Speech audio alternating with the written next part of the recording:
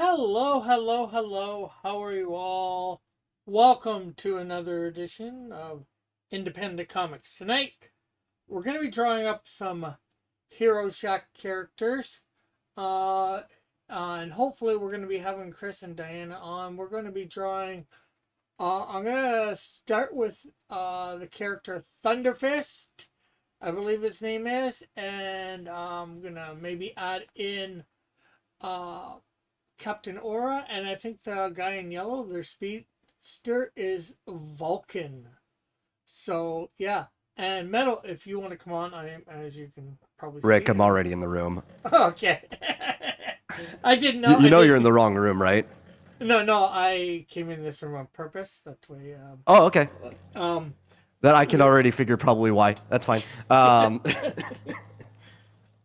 Just because Chris and Diana are supposed to come on, and I want to keep it try and focus. Yeah. uh, Can they even see this room? Did you give them special permissions? I switched. I know I switched two of Chris's to A list, and I switched Diana to A list. I'm not sure whether Chris has more than two in my Discord or not.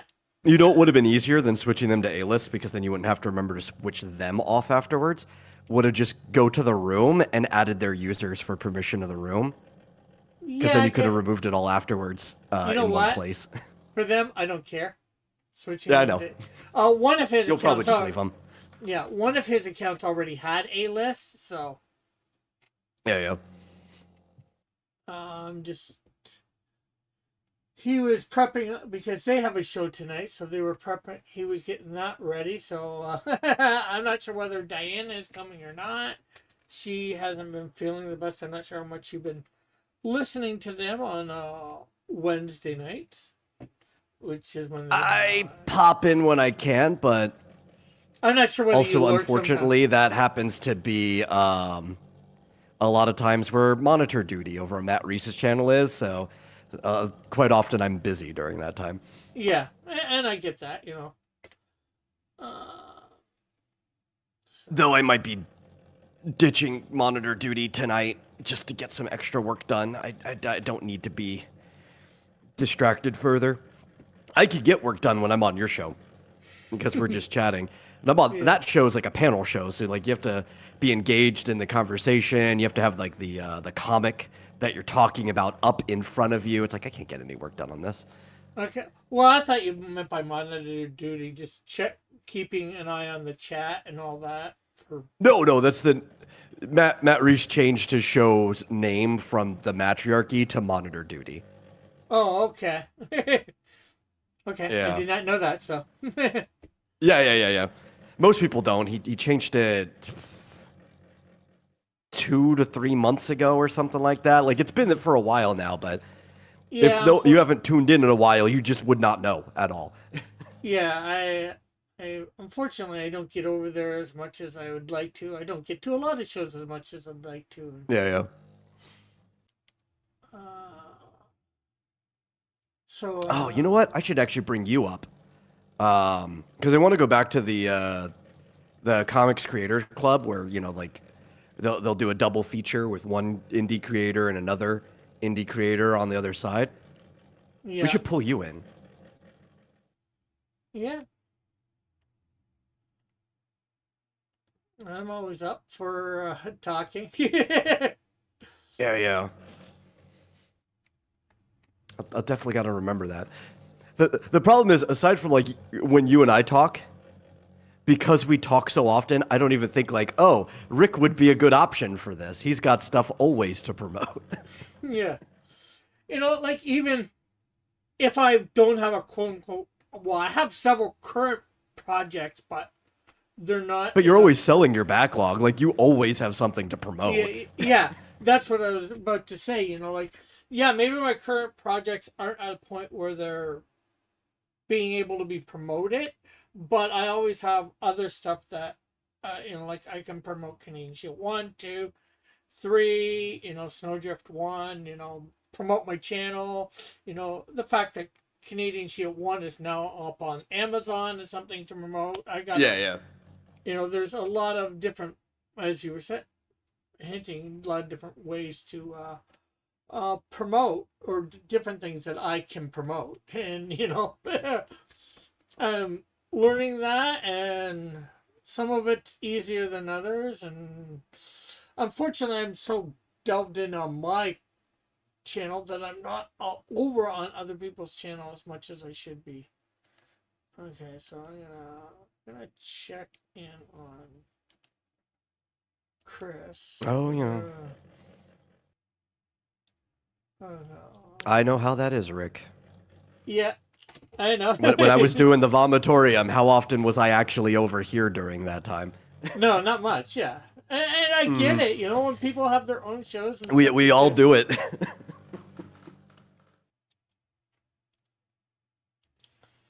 Okay, so I'm not sure where Chris is. He said to remind him for this week, and I did. He says, I'm looking. I'm trying to finish up my prep for tonight. I got to take a shower and set up.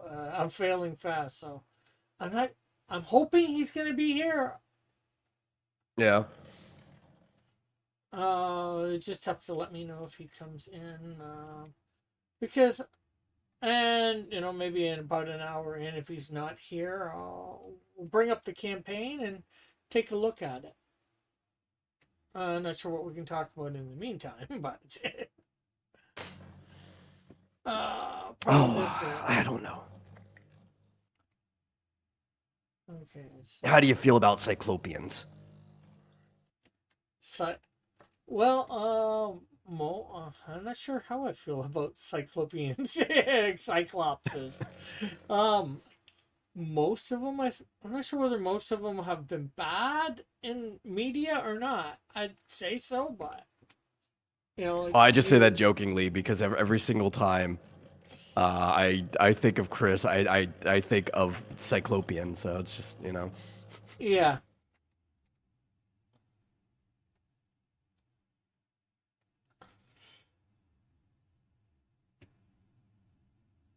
It's the equivalent of asking what's the deal with airline food.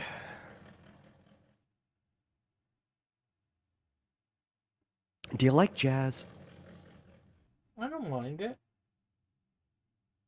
Or do you mean the character from Fresh Prince? I was making a reference to the B movie, but Okay. either. I thought you meant the music jazz. Or there's also the Transformer jazz. Yeah. There's Jazz Jackrabbit. There's a lot of jazzes out there. Or how did Hannibal put it? I got the jazz? Or I'm not sure. I'm probably wording it wrong. Hey, Heroshack says, shoot, I have you on, but I'm running around. I'm trying, bro. Okay. Well, right now I'm going to be drawing up Thunder Fist. Chris, hopefully you can get here sooner rather than later. If you want, I'm not sure whether Diana is able to come on, but if you want, you can send her over to talk a little bit in your stead. I know I'm not sure how she's feeling tonight, but I know it's, always up in the air. No, Rick, you got to be more assertive. You have to be try harder.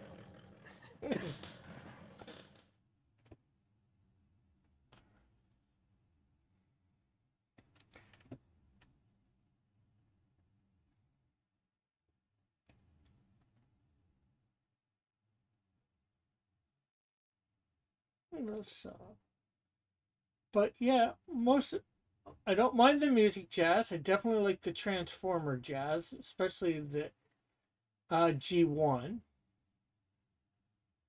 Yeah, but who doesn't? Like Yeah. it's one of the cooler ones.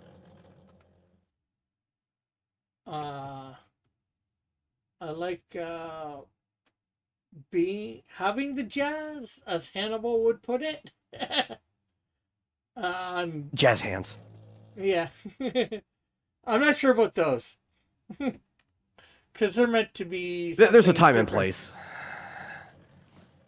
They're more trying to take the place of clapping but then again, I guess there's some people out there that are noise sensitive. I guess for See, them, that's where I draw the line. It's like, no, we're not doing jazz hands for noise sensitive people. Just a golf clap or something. They're very quiet.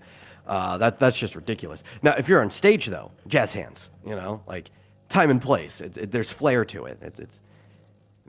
Makes you more noticeable. Everybody's in sync with each other. yeah. But I ain't here to coddle them sensitive freaks.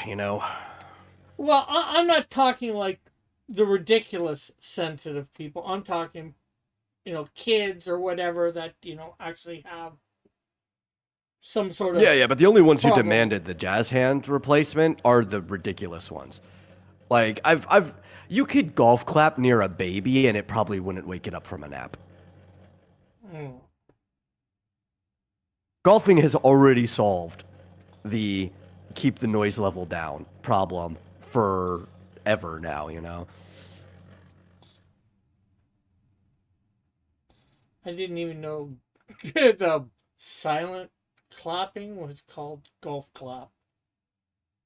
Yeah. It's a type of very, very quiet clapping that people do at like golf tournaments, right? So it's like you take like one hand, you leave one hand in place, and you kind of just like clap with the other hand, and it creates like a very light rhythm that you only really hear in the magnitude of everybody clapping together. Yeah.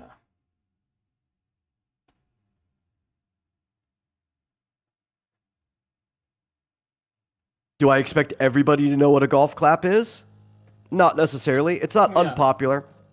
As Yeah. somebody who was in golf, though, I am privy to that knowledge. Yeah. It's like, Yeah. and you're not doing it real hard. You could have one there. Yeah, just enough that there's like a vibration. Yeah. Yeah.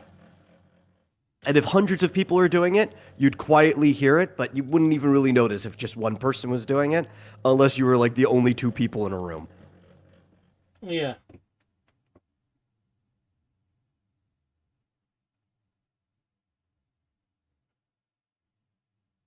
Though, if you were in my room with me, probably still wouldn't hear a golf clap just because of how loud my computer is. Thankfully, I have a noise gate on my microphone, so you guys can't really hear it, but my computer's just gotten louder and louder and louder, which is signaling Time to it getting replace it. towards the end of its life.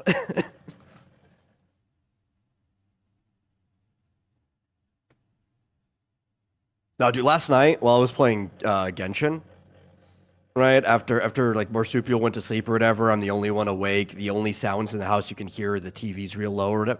I could hear my computer from the living room all the way back in my room, and it was pissing me off. So I had to get up and shut my door just so I couldn't hear it.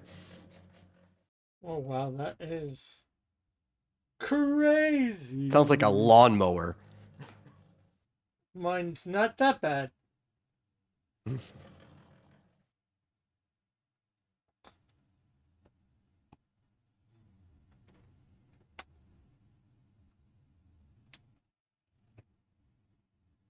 Okay, so I think that's looking half decent for probably definitely stuff I gotta fix, but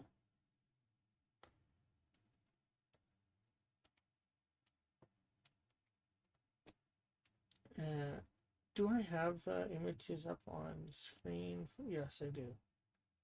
Under me, I put them over there for and Chris, if you're hearing this, let me know if you don't see the room. We got a different room that I'm in than normal.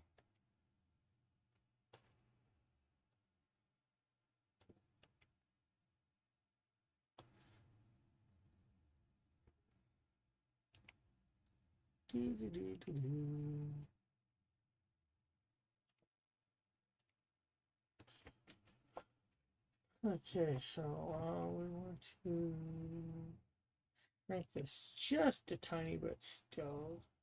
Or no, we want Can you to. guess that I made zero progress on the rule set after the show yesterday? I probably could, but I wasn't trying to. I didn't. Yeah. But well, I was gonna say you probably slept, but you said you were doing something for Genshin Impact. Yeah, well, there was the new story patch, so it's like I was trying to wrap it up with enough time that I could still go back to it, but I didn't even finish it. I think I stopped right before the boss. It's like, I already spent too much time, and I'll finish that later after the daily reset or whatever. I got more important things to do. Okay, Control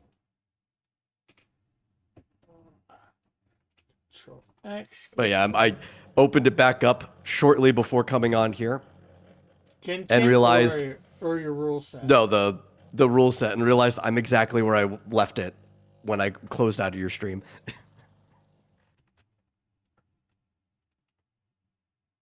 Zero progress. Okay, so we'll move that over this way. We're gonna move this one over this way, and then we're gonna come. So, what is the name of the hero you are currently drawing? I'm doing his Thunderfist character. That's the in the second image below. It's the guy to the, I think it right of the guy in white, not the yellow guy, the other guy, orange and blue. Okay.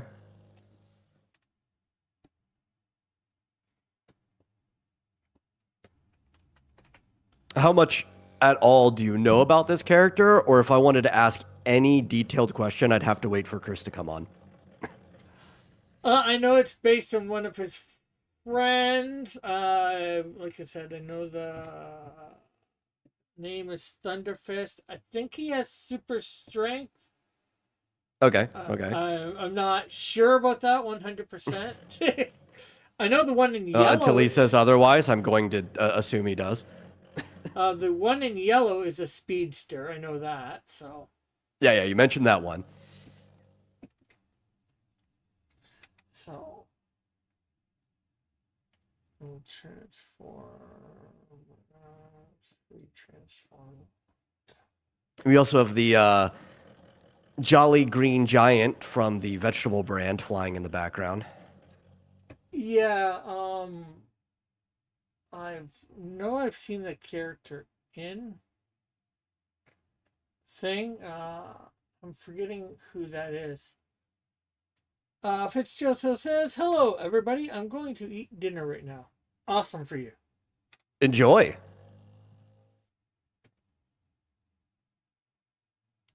I almost heated something up to eat while on the show, but I wanted to focus on what I was doing, so if I was eating, I would not be doing that. I did have a banana before coming on though, so at least I ate something. Yeah. At least you won't go bananas on me. Well, I mean, I might do that anyway. Yeah, but at least for a different reason.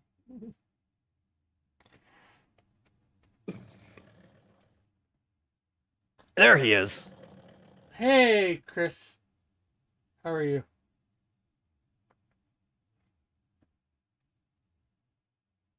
And there he went to the on-air channel. Uh,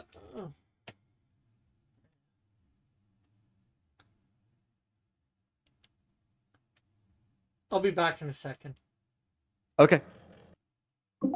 Chris, can you hear me?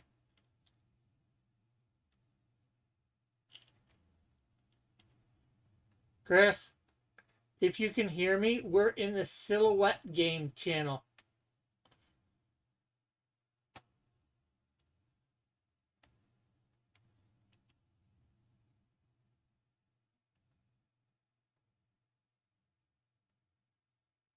He's trying to get his mic, probably.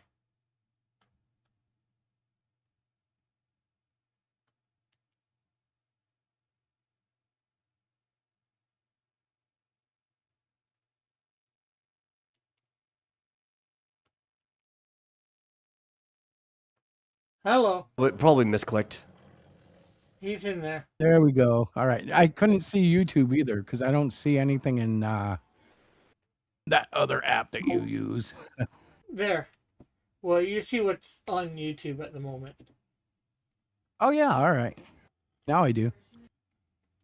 All right. Now I'm going to click you and let's. Do. Clip Studio. Okay. Hang on. I think I'm getting an echo from YouTube. There we go. All right. How are you guys? Good. No Yourself? chilling. Well, I'm trying to figure out how we're going to shoot the crew cut. Okay. So I've got a little time. Let's see, what do we got? 7:21. Yeah. So between now and 9, I have to figure out. I think my iPad can do it. So I'm going to attempt to use it. And if it fails, then I don't know what I'll do. I could move my whole iMac out to the kitchen, which is where it's going to happen. But I'm not so sure that's what I want to do. Yes, for those that don't know, Chris, on this campaign to try and do some traction, has basically said if enough people want it, that he will get a crew cut. And he has nice, long, luscious hair, longer than mine at the moment. So he's going to. Probably long enough to donate. And probably something he will do. I think he's done it before. Fitzgerald on the chat says, I've been editing a video all day. I'm still not finished. It's for my main channel. Awesome. And then he says, I'm basically exporting separate chunks. Then I will compile them all together at the end. Makes navigating UI easier. Okay. Okay, so what you're seeing, Chris, for what I'm drawing is a little warped, especially now that I changed things up a little bit, so people could see at least your screen, showing the Canadian Shield's face, showing the actually Absorb's face from the cover that you drew for me for Canadian Shield 3.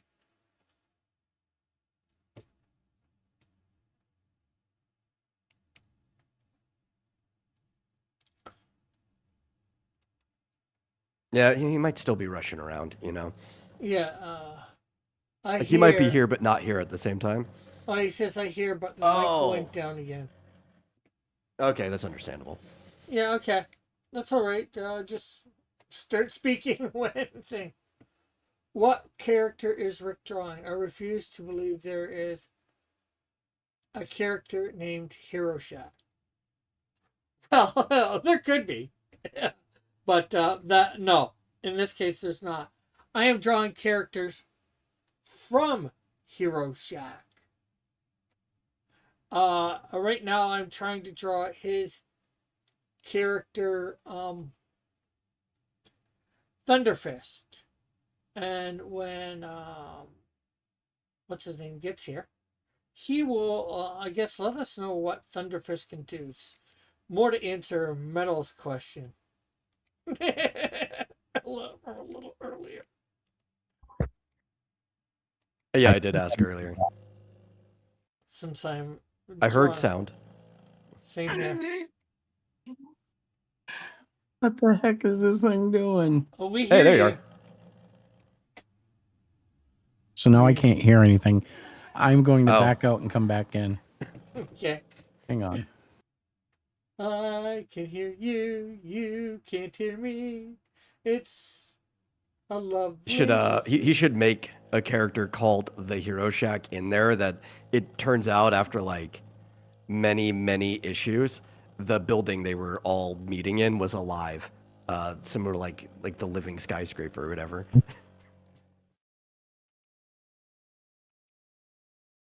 Okay, can you hear us? Hmm. I'm not sure whether that's a yes or no. I hear him. I hear you.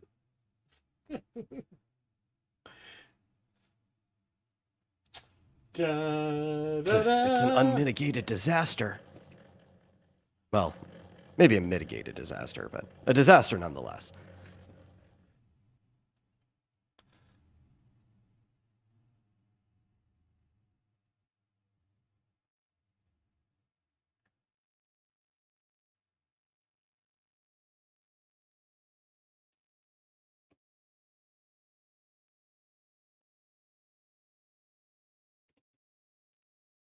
Okay.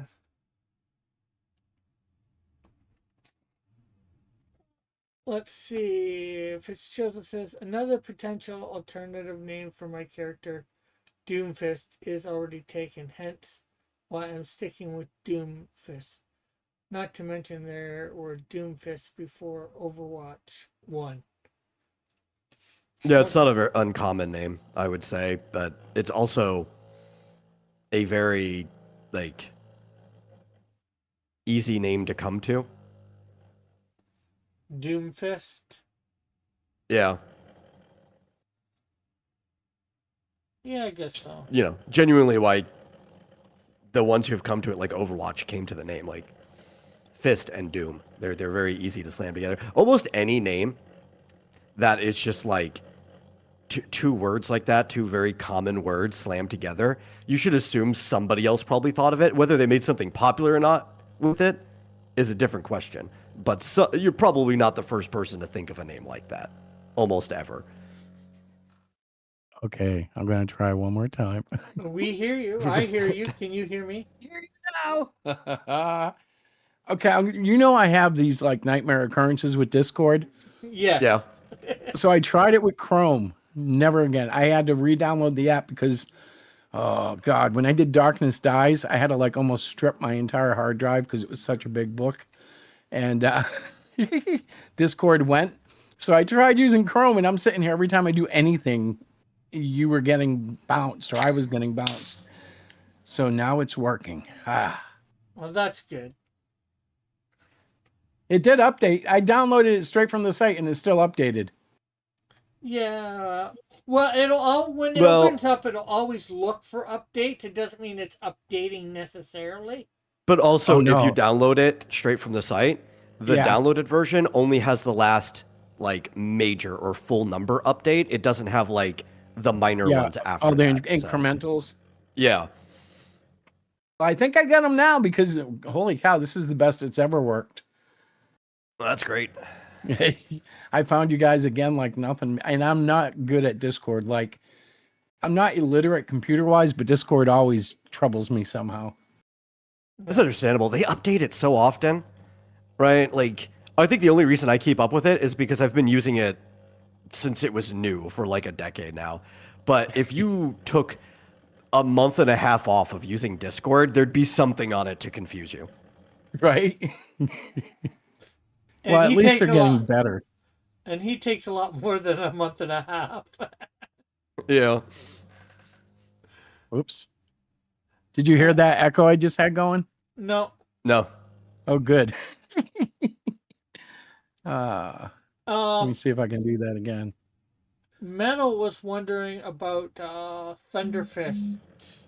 Yes, I don't know if he has super strength. You know, that's kind of funny because we've never ever discussed it, but he's shown. I'll put this in the most Marvel-like way because that's how they would do it.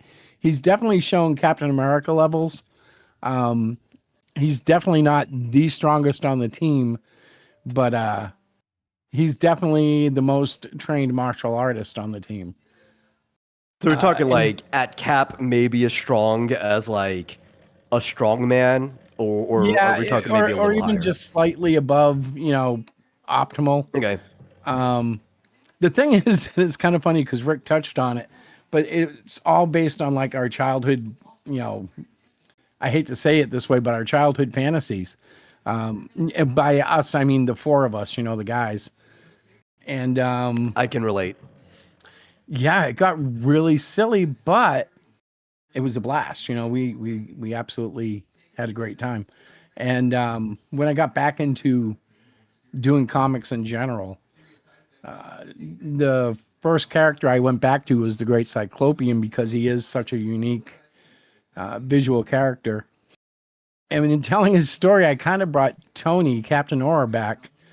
And I hadn't yet asked any of them or talked to any of them about any of this. So I was using Tony's alias in the book. And all of a sudden I get this email, bro, I love it. I like it. And, one thing led to another, and Thunderfist has been in touch. The only one we haven't been able to get a hold of is Vulcan, who is the yellow flashlight character. And if you see, like, the influences in the characters, it's because they were, created by, like, 9-10-year-olds who were Marvel-influenced. Moonstar, the green guy, is heavily influenced by, I think his name was the Guardian? In Iron Man, they were the green-suited, kind of generic armored guys. Yeah. Obviously, Vulcan is just kind of like a spin on one of the Flash or all the Flash characters. Thunderfist is kind of like a red and white or a red and blue Moon Knight without a cape. The hood has always been a big thing with him, and we always laugh at him because his logo is just a T, which looks like the transport logo for the Boston Transit Commission, the T. Yeah. And Captain Aura is the weirdest character because Tony did weird things when he created him. Like, who would put your superhero in all white? Like, wouldn't that be crazy? But Tony's idea is, 'cause I can. Like, and the aura, of course, is, a protection aura, and he has super strength, and he's the second, most trained fighter in the group. He is the leader of the group, which is actually how we were as kids too. So it's kind of funny when I write the stories that involve them. It's very reminiscent of like professional wrestling.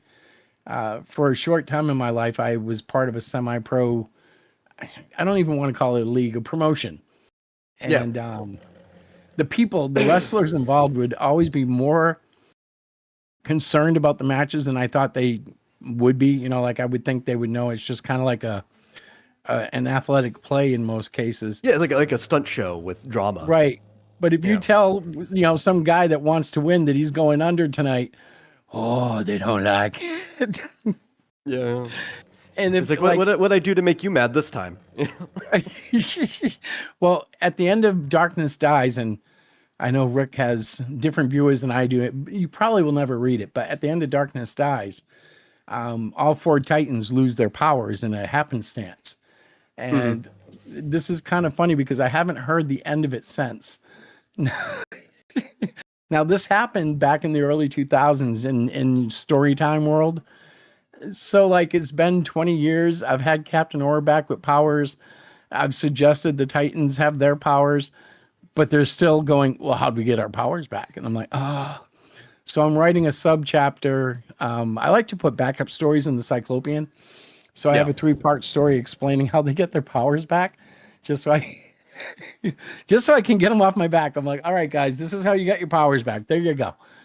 And it's insane. It's a totally different world of creating when you do it that way. It's funny though, is like I don't have that problem, even though I do the exact same thing because like the main characters of my story are all my friends. Oh, technically I use their nicknames and aliases. None of their real names are there, but like their designs are exactly just them in real life. But because I was the leader of the group growing up, nobody questions anything I do with the characters. That's great. Like, ever. No, I get crap every time I do anything. And I've tried to explain to them because I love them, they're my friends. I'm like, guys, you know what the hero's journey is, right? Yeah, but then I try to go wrestling. Guys, remember Hulk Hogan? You'd watch him build up to a big match and he'd get beat up for 6 weeks. And then the night of the pay-per-view, he was God. He went out there and just stomped the bad guy, and they didn't understand what I was trying to get at. I'm like, the hero has to get beat up a little so that people care. Like they think he's not going to make it, the whole struggle. And that's the basic formula I always try to write from. And they get it, but they don't, they don't appreciate that you're not going to fly very high if you never allow yourself to fall. And hello, Tim. Tim's here and says, sup. Tim Olson. Yeah. Has Timothy he Tim heard the new Tim. punk version? I'm not sure. I made a new punk version of Melvin. It'll be on tonight's pre-show. I will be showering during that show and then drying thy hair because the clippers require very clean hair. So we think. We've seen like 100 videos now, my wife and I. She's only done this once before and it was a nightmare. So, It's always better to have very clean hair when doing stuff like that, even if you have strong clippers. yep. Well, this was off all the videos. Like we just watched video after video. Yeah. And the biggest thing they hit was clean, dry hair is the best hair to clip. And so she's gonna put it in a ponytail. We're gonna actually, I think she's braiding it into a ponytail, and then she's gonna clip it, and that'll go in, a donation bag of some sort. I don't know who we're donating it to, but we'll be donating it for sure. And from there, it's just get out the buzzers and zip, zip, zip. Tim says, "The one and only," and he says, "Yes, I've heard it." And then he says, "Let's have a moment of silence for Chris's hair." It's going to be fun. I did a little AI thing this morning that I thought was great because I took a picture of myself and it made me look like, I don't know, maybe 10 years older. And I just look like a scared old man behind a woman, in front of a woman with scissors. And I'm like, yeah, that's kind of how it's going to feel. But, by putting the hair up, I literally got funded in like 2 hours. From the time after I screwed up the opening. I screwed up the opening night and it didn't open until like 2 p.m. And within 2 hours, the guys from Mantown basically boosted it right over the $1,000 request I had to cut my hair. So it's like an unofficial stretch goal, even though that was the funding goal. I just wanted to make the funding, to be honest. And I forgot that they were around, those guys don't fool around and they want my haircut. They're all military. Well, I think even if the hair wasn't up for grabs, that it would have been funded anyways. Those guys are. It probably would have. I know Cyclopean 11 is coming out even better, which I hate to say because I say that every issue, but like going from Darkness Dies to Cyclopean, there was still a bit of a transition. I'm very happy with it, but And the panels I'm popping out for the. Did you mean 11 or 10? I mean 11. 10's all done. Oh, okay. So every day I go through, like, remember the other night I said I couldn't come on because I was colorifying? Or what did I say? Rectifying the color? Something like that. Rickifying. Yeah. That's what it was. I was literally zooming in because I've seen Rick meticulously clean up his artwork.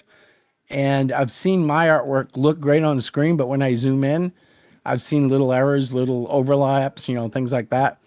And when you see those in print, that can be kind of frustrating because, it's just, you want to tighten that up. So I've been doing the Rickifying and going through pages, just looking up real close and going, oh, I need to fix that. Oh, look at that. There's a little line there that doesn't belong.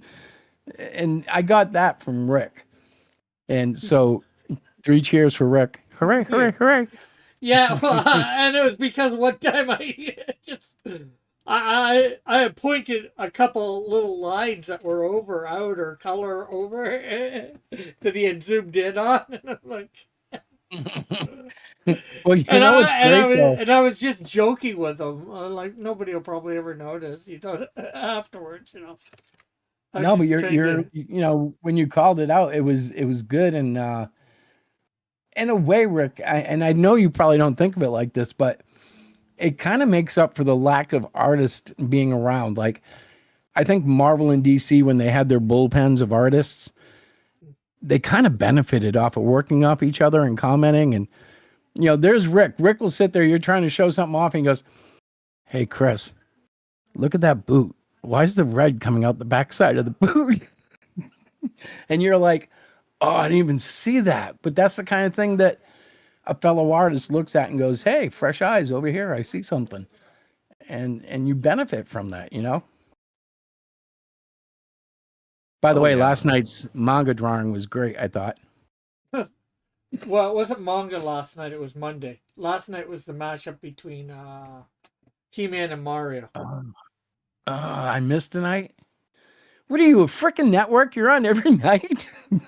Except for Friday and Sunday. You know what? I am going to start making comical or commercials for you Well, from my pre-show. Cross Comics Network. Monday night. Eventually, I want that. technically, Do you technically, really? you're I'll do also it. not on Saturday nights. You're on Saturday mornings. Yeah. And I'm not going to be on Hey. this Saturday morning either. But This Saturday or anymore? this Saturday. Yeah. I'm going up north a little bit. I gotta spread some of my dad's ashes at a fishing trip.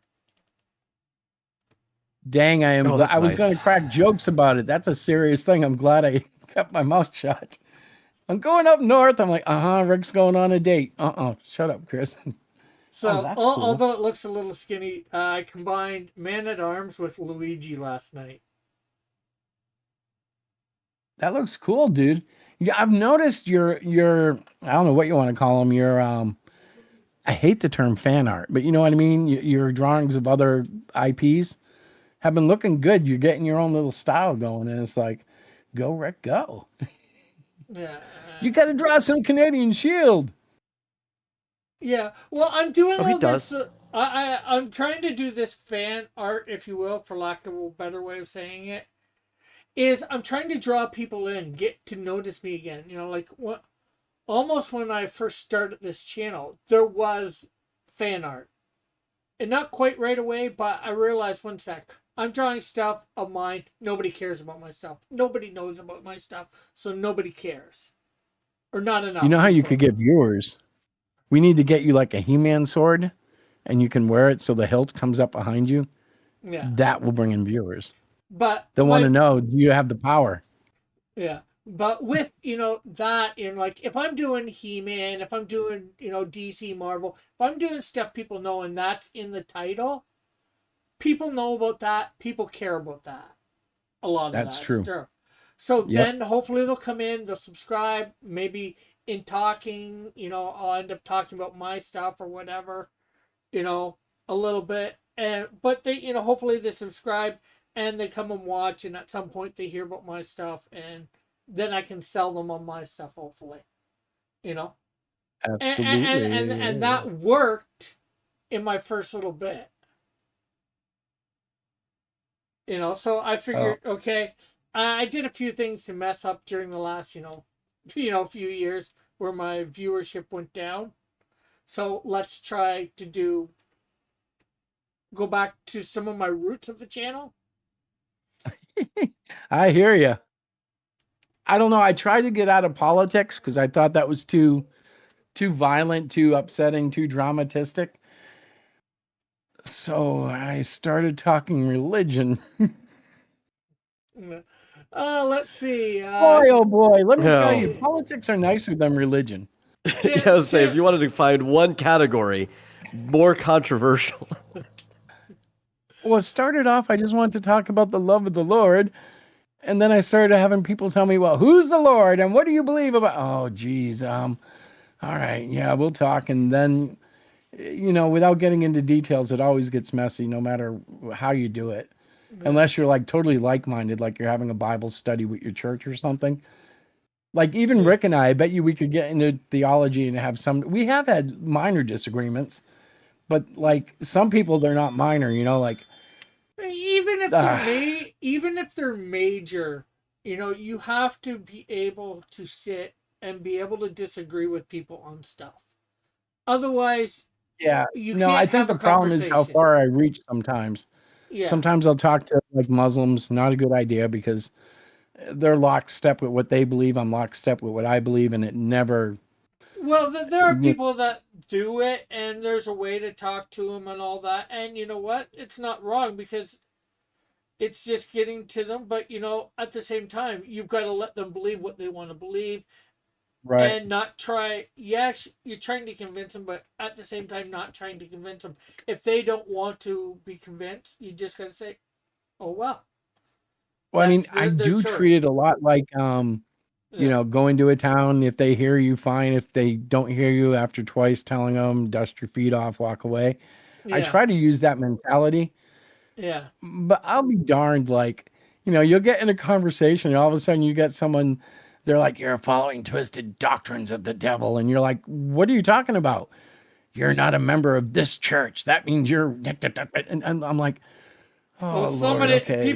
people like that, I just like, okay, buddy. There's not much you can do. It's like, dude, I just want to like talk a little about Jesus. I don't want to get into this like death brawl about the greatest thing in the world and in the universe, and yet we're going to fight over, The how he did minutia X, Y, or details of Z. things.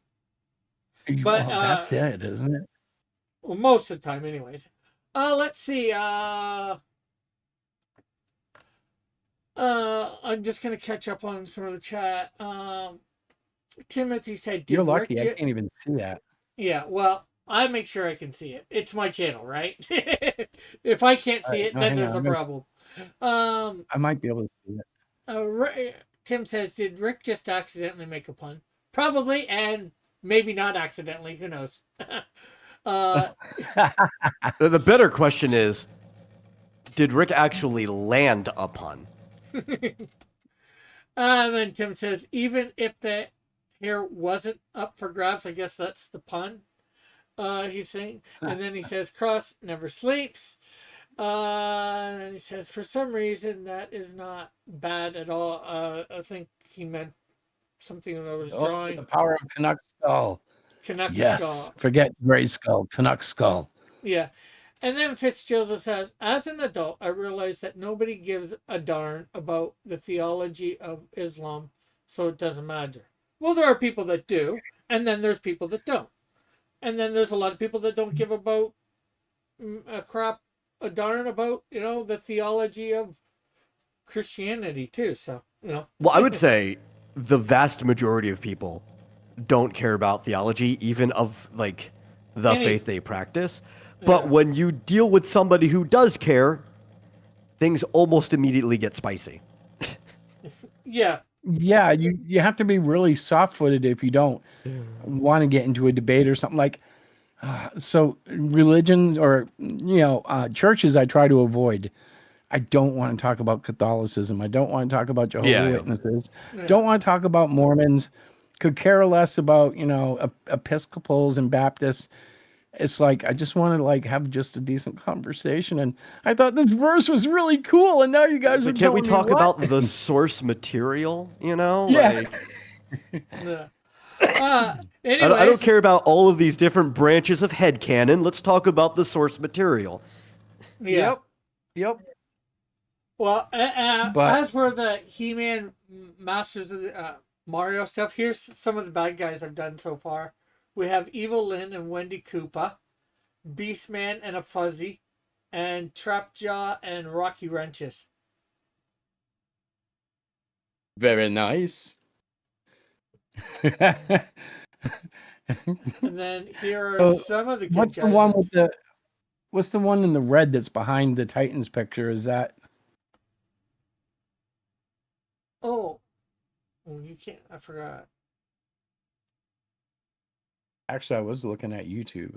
Let me shut that off, and there we go. Oh, I can see them now. The layout's different in Discord a little bit. Yeah. I think because my window squished or something in YouTube. Well, I squished this so people could see your icon. Not that it matters, since you're a little bit more of the focus of the show today because of thing. But I just thought you were wanting to. Well, I'm not sure whether. Well, the great news about the Cyclopean 10 is it is funded. If we get to $2,500, we're sending out a surprise book with every order. That's the next stretch goal. But tonight is primarily, obviously we'll be advertising for the book. We'll be promoting the book. But the big deal, the big climax, of course, is losing, 2 feet of hair. And I'm okay with it. I actually am looking forward to it. It's getting to be summertime. My hair grows back relatively fast. In 3 years, it'll be called long again. Yeah. So, it's fine. Tim's like It's the been eyes about of madness. And here's the good it's guys. been about 7 years. Here's the good guys I've done so far. Although I've done He-Man, I gotta color him and put him on here. I'm trying to group them all together. All the good guys and the bad guys. So That's what's her face. God, I am not really drawing a blank that's on the He-Man character. Rosalina with the sorceress. Sorceress. I knew it was something simple. She has a name though, doesn't she? Yeah, she does have a real name, and it's actually I think it's Tila Na. It's Tila's her daughter, so and I think she named her after Right. herself. But then Tila's a cute redhead, right? yeah, Yeah. and then we Yeah, no, have I'm joking about we have the cute part. Cringer and Battle Cat, not Battle Cat, Battle Cat, and Yoshi mixed together there. Oh, that's interesting. AI actually helped me a little bit with that one, and then we have Orko and Toad mixed together. Oh. Which Toad? You mean the Brotherhood of Evil Mutants? No, from Mario. Toadstool. Oh, all right. Yes, yes. Well, it's very small, so I can't really see it. Yeah. Well, Though that's I think the Man, fact let that me he said see he if I was can make mixing it He-Man bigger and on my Mario characters together probably should have been the giveaway there. Oh, there we go. All right. Now I expanded the Discord. I had that. What would you call it? Reduced. Oh yeah, you had all the small ones, so you clicked on mine. Yes. But yeah, okay. So anyways, I just thought I'd show those off. I gotta put my He-Man Prince Adam in there, but I'm in the middle of coloring those. So anyways, back to Thunder. See, I've got 2 monitors, and it's still not enough room right now because I'm working on something. So I have Discord on the other monitor so I could see Rick, but I wanted to see the chat. So then I had to go to YouTube, use the pop-out chat, and then move that over Discord off to the side so I can see both at the same time. I've done that. I've done that. Yeah, I probably should have done that, but I've got so I've set up the iPad. I know I can at least use it to film it. I don't know if I'll be able to have I don't know how it's going to work in terms of audio and quality, but it shouldn't take very long. She's just gonna, snip. Every video we watched was shorter than 4 minutes. Once you get going, it's a pretty quick process. It's like, I will be neutered by 9:15, I think. Well, like I said, I'd wait till like 9:30 to do it. Make sure a few people are there. Although probably everybody will be, but then what I'll do is I'll take the recording and I'll show it in the pre-show for the next 6 weeks. Because I don't know why I do a pre-show, Rick. I just enjoy having stupid things before the stream. It's like, and a half hour may be long to other people, but I'm always like, gosh, I wish I could put another 15 minutes on here, but nobody watches it as it is. Yeah. True. I used to do a 30-minute pre-show before the vomitorium, but mine would just be like music with visuals playing. It is good to have some time for people to come in, but with a small audience, like either of us probably have, a 30-minute pre-show is likely way too long. Well, when on a good night, we have like 12 viewers. So I just do it more or less like I show a couple of Rick's videos. I show Melvin. I show Outcast. I show Under the Ring. And I show every title I have without, I don't know. I repeat a lot, but I try not to repeat too much. And I've got stupid things like I did AI with my action figures to make them have little plays. I have like action figures that actually Captain Aura made of all the Titans and all all the characters from the Cyclopean book, including Cyclopean, which is cool. He modded out a Hulk figure, took off the head and molded a new head with an eyeball in it to make Cyclopean. And so he's in a lot of the stuff that I've done. It's just been a lot of weird stuff. Like if I'm not drawing it, I need to get an outlet. AI has been great for that, but it doesn't come without a price. My son hates it. I have students that I teach that hate it, and their hate is not unfounded. I get it, just old, and I'm like, guys, you don't understand tech. This is going to change everything. Whether we like it or not, it's going to be there. And it's just a question of, how long before you can't recognize it? How long before it's, overtaking everything because it learns how to be slightly imperfect like a human hand, Yeah. And how? Like, my Hello. prediction Da is Vinci did that I think in any given, at least like creative field, it will never be more creative than the most creative people, but the most creative people are very few and far between, so it'll probably still beat out most people in general. And the sheer quantity that it can spit it out will mean that it won't matter for most people. So, Right. at the end of the day, though, you should be practicing a discipline because you want to practice the discipline. So you shouldn't let the fact that like AI is going to overtake most of those positions stop Right. you Well, from practicing the thing, discipline. like comics, I and I was- guess you make board games, right? You make role playing games. I make everything, but yes, currently I'm working on a tabletop role-playing game. Yeah. So like that's a love, a passion. So the good thing about AI taking anything is the people still doing it manually are doing it because they love it, not because they want to, It's try an to artisan good exploit at the that point, market. right? Like going out Right. and getting like an Amish quilt or something. Yep. Or uh, mastering making horseshoes. Yeah. let's see. Pilfer Pups here says, "Ooh, caught a cross comic stream." Well, hello, Pilfer Pup. How are you? And let me thank my one patron for his thing. And then he says, "This is looking good. Thank you." Fitz says, "How old is your son, Chris?" As of today, I would say it like that, but he's got to be 32 this year. Okay. Okay. And Oh then boy, I Pilfer, just dated myself. Oh yeah. Because I'm only like 2 years or almost 3 years older than him. Yeah, Rick hangs out with old people when he's not doing cool shows like this. um, It's okay. Most of the people I hang out with are old. yeah, you mean metal hangs out with old people. I am an old person. Well, You're I'm not still super. a kid to me, Rick. What are you? You know, 49? actually, Hello, I'm like, what, 6 years younger than you? I'm 52. I'm No, gonna be you're not in your 53. 50s yet. Yeah, I'm 52. I'm No. gonna be 53 this year. Is that in Canadian years? Yeah. yeah.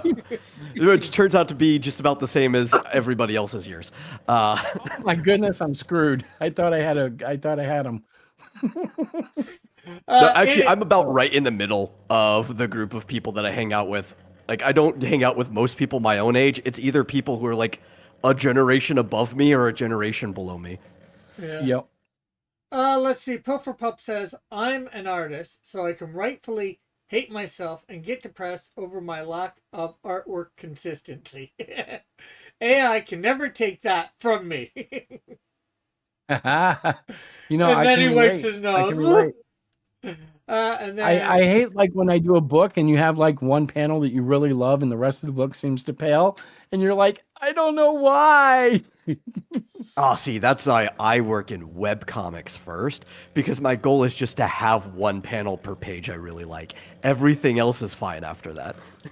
Yeah. Fitzjoseph I really am old school even though I'm not. Fitzjoseph says, "See, he's older than me." But Anyways, like I still like to do it the Marvel way, except I only have me. So like I Yeah. come up with a plot, I start drawing it, I script the drawings, I start finishing it, and then after I have like 20 pages, I decide I have to change like something on page 13, which will throw everything off, and I do all that silly workaround stuff, but I do it all on an iPad. So that does help with the speed. Oh gosh, it's gone up more. Look at that. Well, if any backers are watching, thank you. $1,214 is much more than I expected at this point. 46 days to go. Oh my gosh, that's a ton of At promoting least you're time. funded. That's all that matters. yeah, as you can see, we're here. He is funded, 11 backers, raised in 13 days, 46 days to go. And actually, you know what? I need to pop out the chat so I can see it. I have to tell you guys, or I should say, like 11 backers, they're all given, they're buying big amounts. And it's humbling. I'm like, whoa. I can't complain, but it's humbling. It's like, wow. Because at $10 a book, that would be what, 120 backers?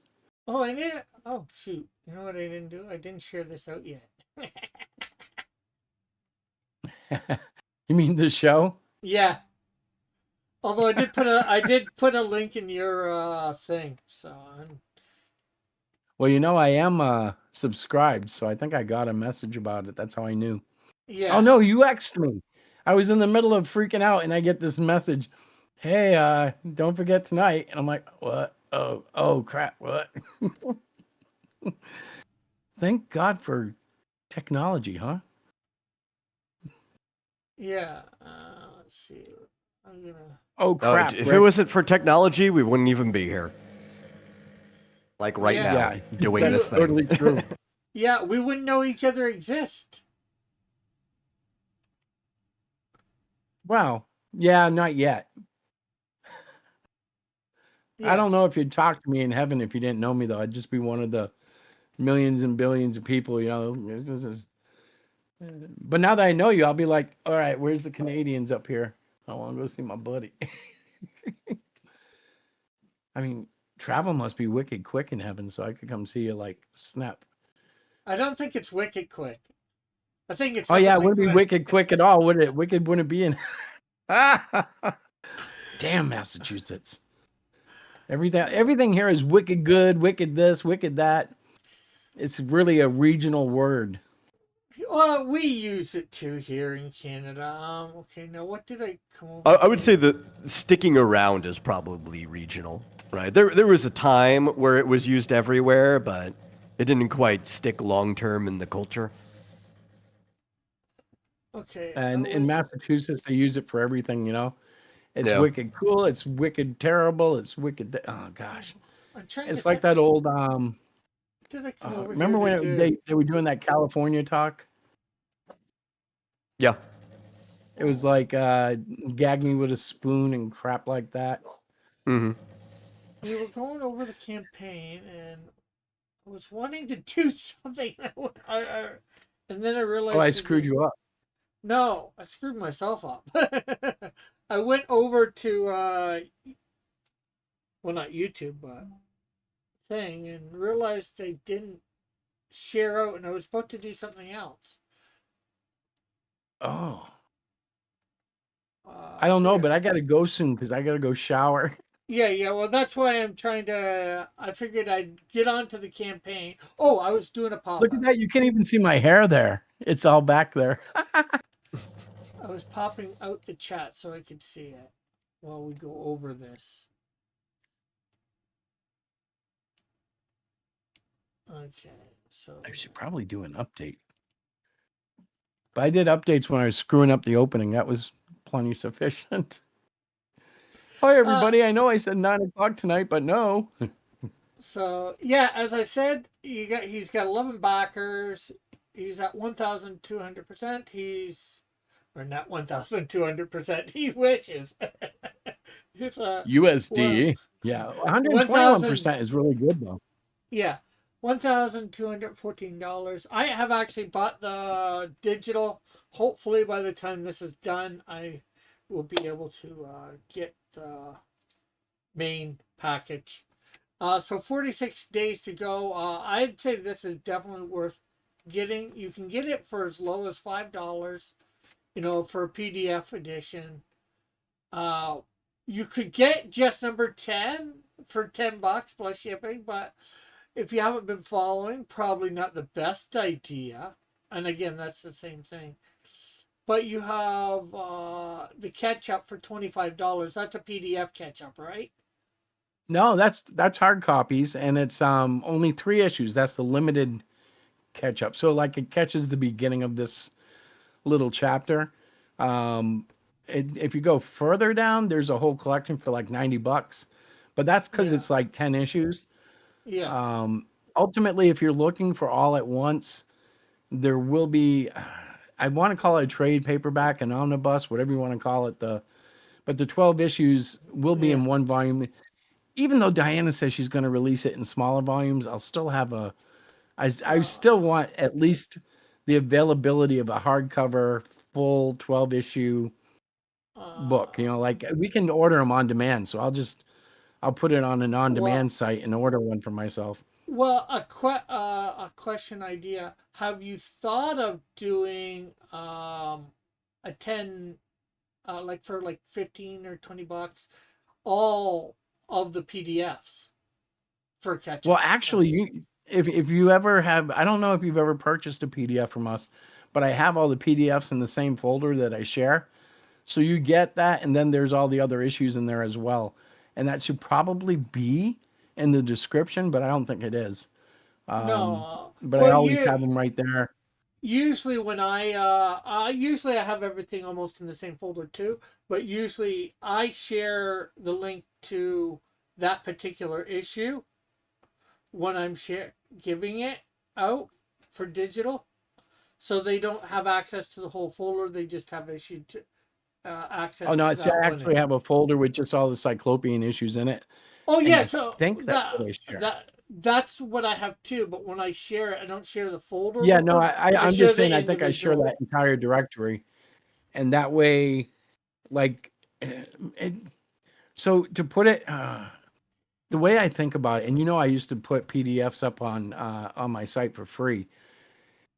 A big part of this is just trying to get kids into comic books, and we've done our part with probably, I'd say 20, 25, no, even more, say 40 to 50 kids now, because we run little comic book clubs and try to teach them how to build it.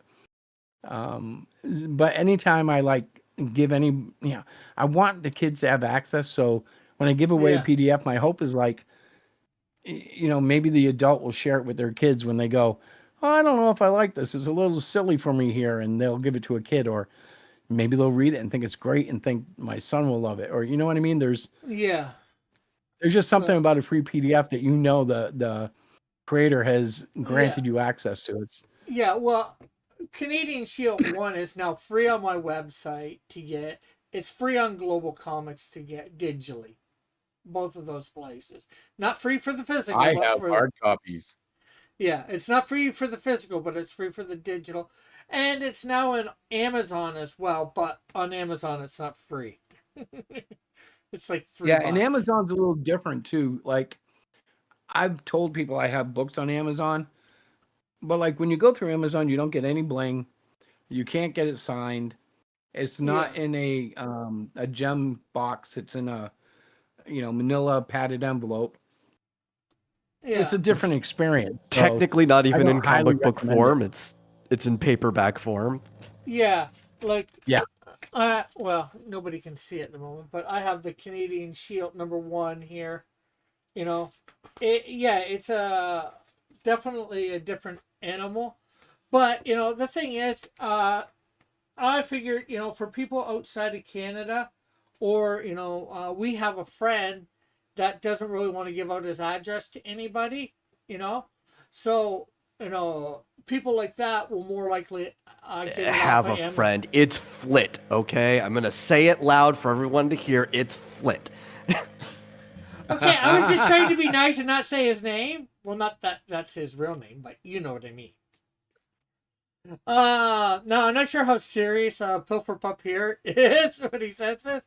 He says, I'll only back it if it supports leftist ideologies, DEI teams, woke characters, and lots of gay trans content. Well, okay, so let me give the woke pitch. So technically, for one thing, Cyclopean is a colored man, and technically, he is an illegal alien.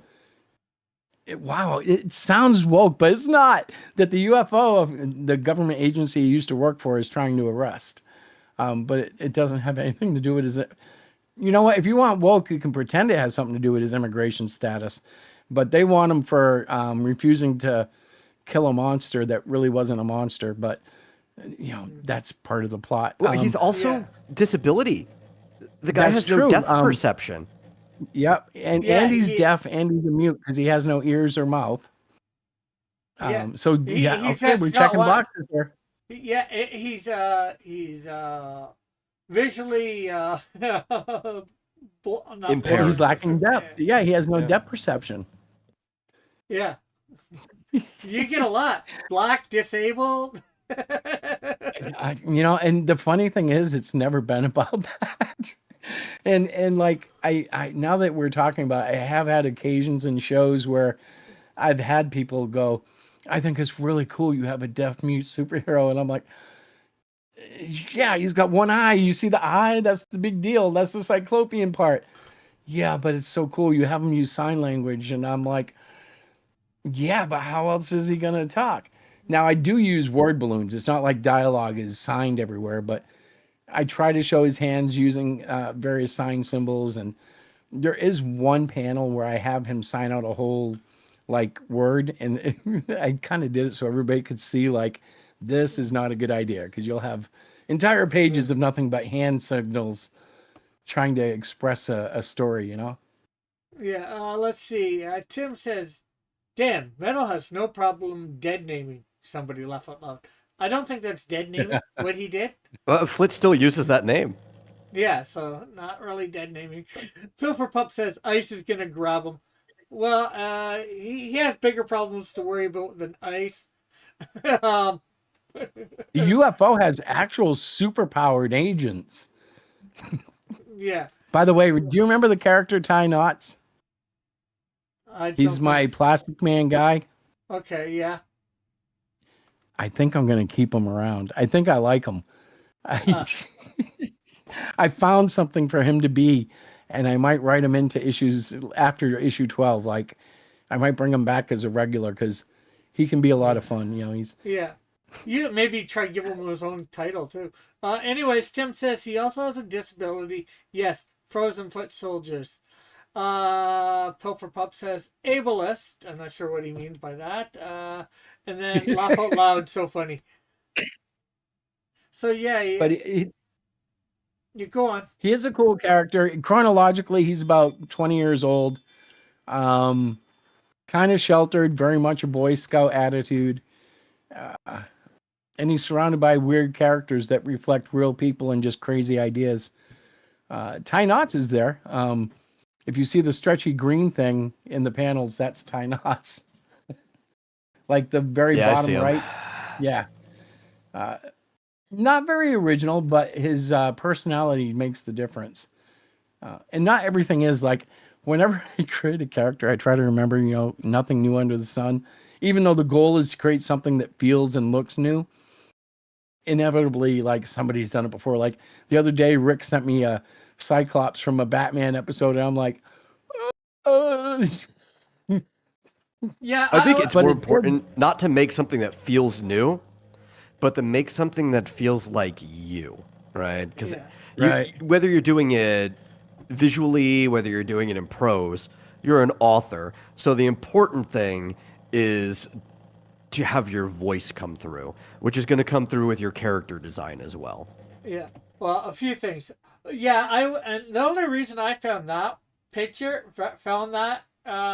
Chris, was because I was watching a guy that's watching The Brave and the Bold all the way through. Right. And they had these cyclopean minions. And I saw them. It was great. And they just look so much like your cyclopean. And I'm like, okay, I gotta show Chris this. It was a riot because first of all, he sent me a message about it, and I went and looked it up and found a different Cyclops, a completely different character. And he's like, no, not that one. I meant this one. And he was right. It looked a lot like the Cyclopean, especially because they had mouths, but it looked like what AI always does. But when I wrote it, spell check changed it to, I think it was either panties or dairies. And it said, panties. Panties do this to Cyclopean all the time. And I'm like, I went back and saw it, I don't know, 2-3 days later. And I was like, oh, crap. And now he's walking around going, what the heck does he mean, panties? So I had to tell him I meant AI. But Yeah. I tell you, Apple's stuff has been auto-correcting me really weird lately. Okay, anyways, Tim says Thai, not as in Thailand. I think you don't mean that sort of Thai, right? No, I mean tie like tie your shoes, knots Yeah. as in Tied Don up in knots. Like, knots. yeah, Tied up in it's knots. kind of a pun, Yeah. tie knot. Yeah. A Anyway, Thai says, knot sounds like a garlic knot that you would get from a Thai restaurant, though. So, like, yeah. I can see why he would go there. Yeah. And he says an Asian I could character make with him that. Asian under the helmet. Yeah. I've never taken his helmet off. He could be Yeah. Thai. Yeah. He said with the tie knots, he says an aging character. Hey, maybe that's a development of the character now for you. Maybe I just don't know. I haven't removed his helmet yet. He's always appeared in costume. Yeah. Anyways, Fitzchozo says, "How does Cyclopean feed?" Through the eye. And I can't reveal too much more other than we saw it happen in issue 9 when he gets shot by Forevertron, and it goes in his eye. Forevertron basically shoots Queen Sting into Cyclopean's eye. Yeah, Queen but would Sting is that? like a mutated bee alien. Yeah, but would that be him feeding? Because she went into the eye of that the night guy, the bee knight, right? So that wouldn't be Yes. him feeding necessarily. That's just Well, how no, Queen. because it's always been his eye. Okay. So when she goes through the eye, she ends up embedded in his belly, which is why she can't do what she's trying to do Yeah. successfully. Because while she's trying to do it, she's getting eaten by amino acids. Yeah. Yeah, I'm just, So I was just thinking, I know it's your character, so, I was just, with her doing Well, at this, one point, people wanted me like to put a mouth in his chest and stuff, and I always figured it would be the eye, but it's got to be a real disgusting process when he does it. Yeah. But when Queen Sting got shot in there, he didn't have a choice, and like you'll Yeah. see in issue 10 when he vomits, it comes out his eye. Yeah. And that's Well, a little gross too, but yeah. Well, I'm just thinking with the way that she worked anyway, she would have went in through the eye no matter what, so. right. But it wasn't really her choice. Yeah. And Forevertron really doesn't know his Cyclopean's biology. So it's kind of like a oops. I guess that eye is more than meets the eye. Yeah. Tim trying to mess with Fitzchozo says through his rectum about how he feeds. I know what he meant. I'm trying to find. I'm not going to comment because everything I have is an adult joke that's probably not appropriate for this channel. Coneheads. Tim was just giving an asinine answer to Fitzchozo. Hey, I'm getting the hook because my wife wants me to get ready. It is okay. Anyways, okay. 19, Fitzchozo says it seems like this may be similar to Hellboy, though I'm not sure. No, definitely not. Close to Hellboy. Yeah, Hellboy is awesome in his own right, and it is kind of an honor to be mentioned in the same breath as him. But no, he's definitely his own character. Although they think he's an extraterrestrial, and there is a big twist coming. But we'll get into that in issue 12. Yeah, Pilfer Pump says tie knot, like TYE for tie, like for a business suit, and then Pilfer Pump says, or for special occasions, the birthday suit. Something like that. Tim says she got digested. Okay, so yeah.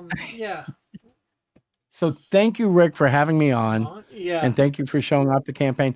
Hey, listen, anybody watching, even if you don't want to back, it should be fun tonight to watch me shave my head. If you want to come watch it, it should be. Yeah. It should be funny. I hope it's not like. Here's a link. I hope it's not terrible. I hope she doesn't like cut me. There's a link to the campaign. Thank you guys.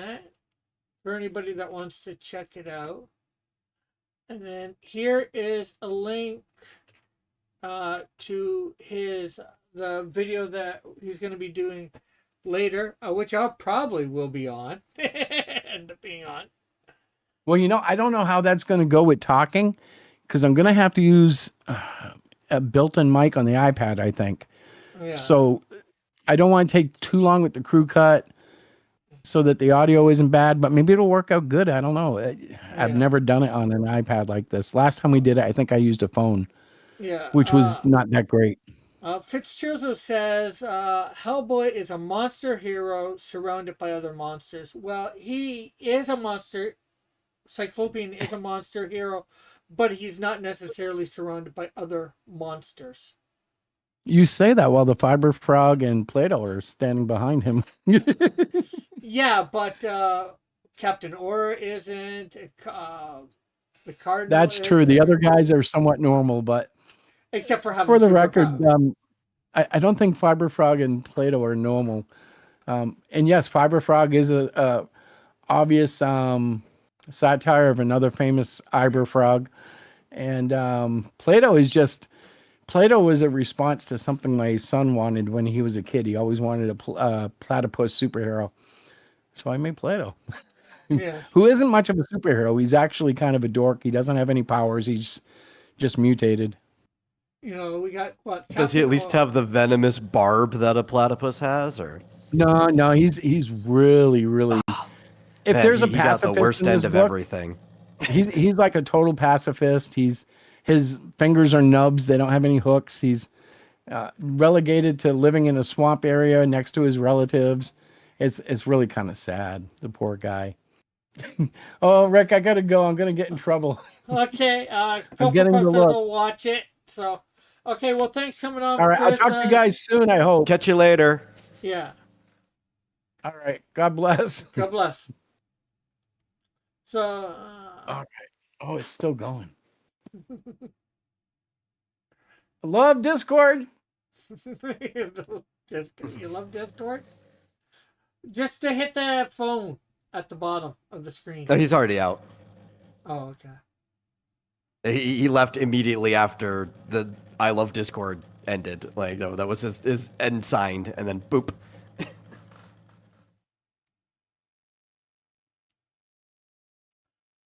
Okay. Well, again, thanks for Chris coming on. I'm sorry we couldn't have a little bit more in-depth conversation, but it was good. Hopefully,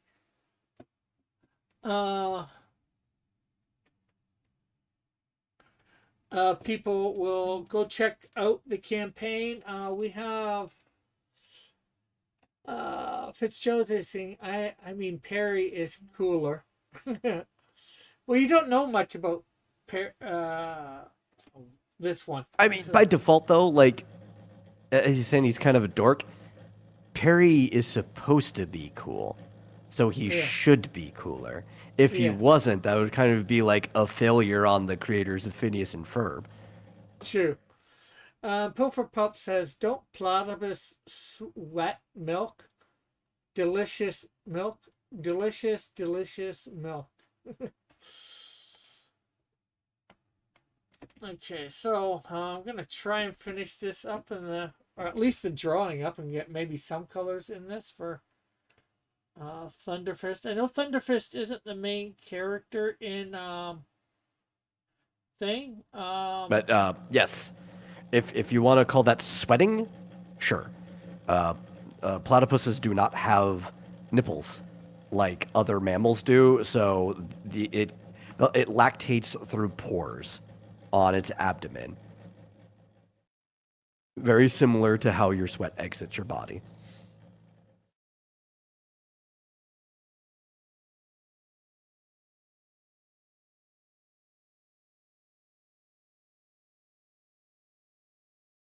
The babies just kind of lick it up.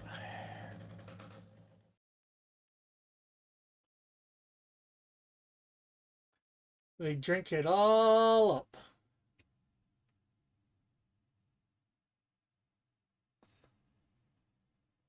It is by far the most peculiar of all mammals. I think that's why people like it. It's like one of the closest things to a fantasy creature that you will ever experience in our time.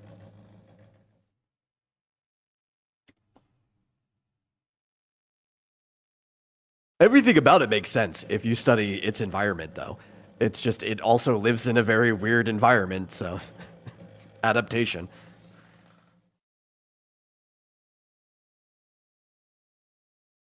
which probably gives like a really good example of if you're working with a fantasy world, there's certain aspects of creatures that might just be inherent to the world, like maybe they have access to magic or something inherently. But if you want them to like be weird, you should make their environment weird too, like where you find them. Because if you just have normal forests and normal plains, it's like you're probably just going to end up with like magic boars and bears and stuff, right? Like you got to make something really interesting about the place where they live if you really want to go crazy with the characters. Like maybe there's floating islands and the lizards developed gliders of some sort that gets them between the floating islands, but also because now that they have the gliders and they have like weird armpits, they might shoot some type of weird ink out of their armpit as a defense mechanism that just happened to work with the development of their gliders. I don't know, but that's some stuff you could think about when developing your world and your creatures in it. Yeah. Let's see. Pilfer Pup says, why platypuses gotta be so yummy? Let's see. Outcast says, hi guys, what'd I miss? Is that Captain Aura? No. And then he says, oh no, it's Thunderfist. Yes. Yes, you missed, Chris. Chris was here for a bit. We were talking about this, that, the other thing. Talked a little bit about his campaign, not a lot. Because as you know, he has Cyclopean 10 up. So, and I am currently drawing Thunderfist. Or trying to draw Thunderfist.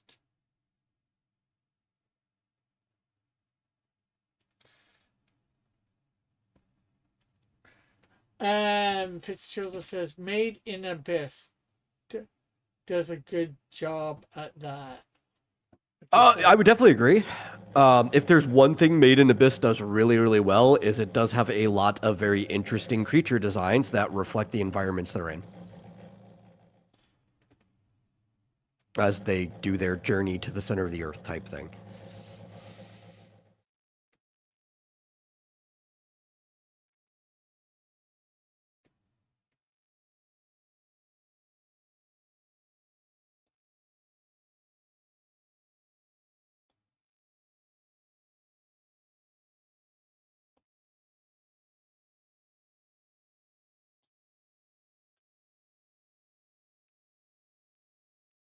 Okay, I got two.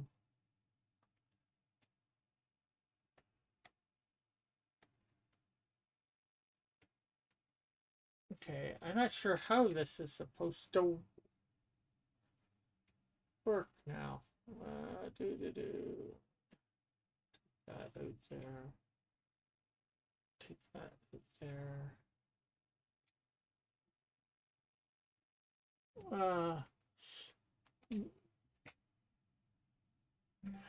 Pilfer says, Made in Abyss author is a special kind of bleep perv.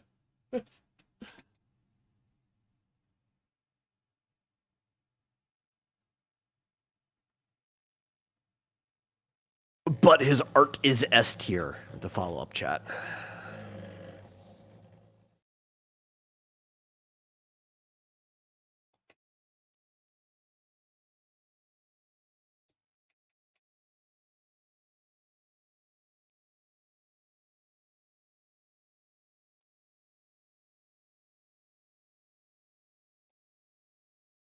Alright.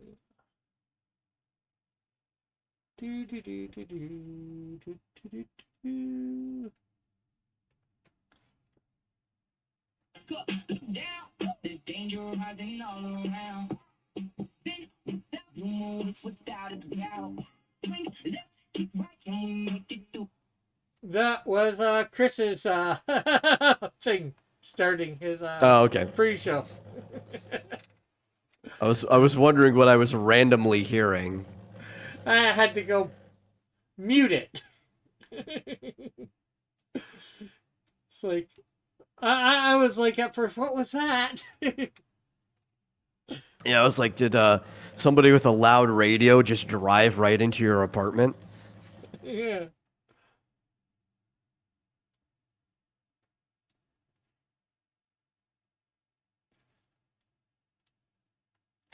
Okay, so.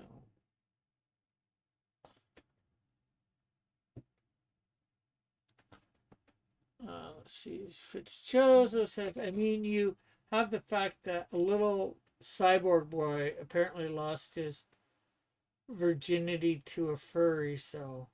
Okay. I'm not sure whether I want to know more. In fact, I know I don't.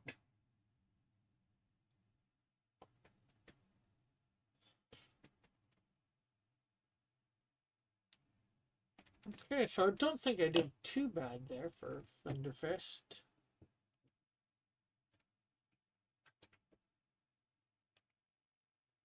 Now, it looks like he has two different outfits here. This one has red. Oh, you guys can't probably see it. Yeah. And then the other one looks orange. I wish Chris was around so I'd know it's whether it's supposed to be orange or red. On which one? Thunderfist. This one here is for sure. Wait, I'm zooming, but you can't see. Oh yeah. I'm zooming in on my phone on my desktop. I've got up photos of those two pictures that I have on the side, but bigger. So.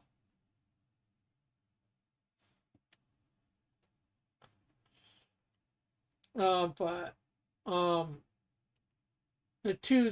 the one that is I'm not sure, sort of in the air there, sort of almost Yeah, in the yeah. I was Spider-Man looking at the pose. bottom one. It's got red, and I think it's supposed to be the same guy that's standing behind him. That's got sort of a yellow glowing fist on the right hand side.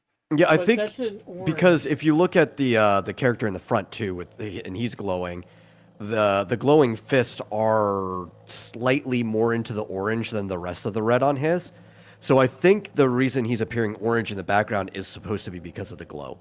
I would probably go more with the colors from the bottom one, Okay. just to be safe. Yeah.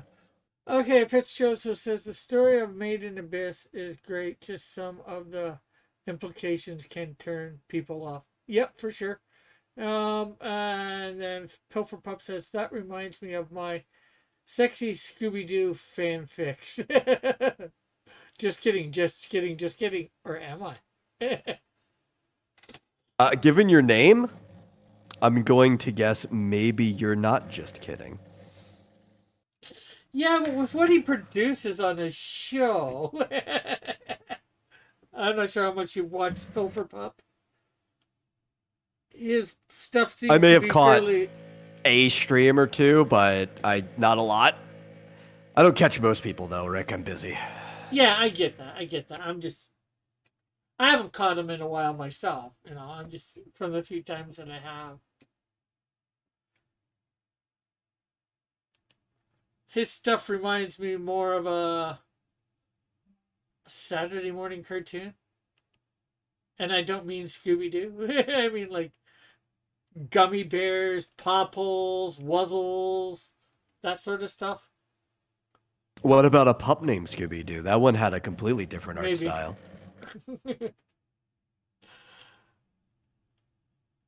Ruh-roh, Ray, says Pilfer Pup.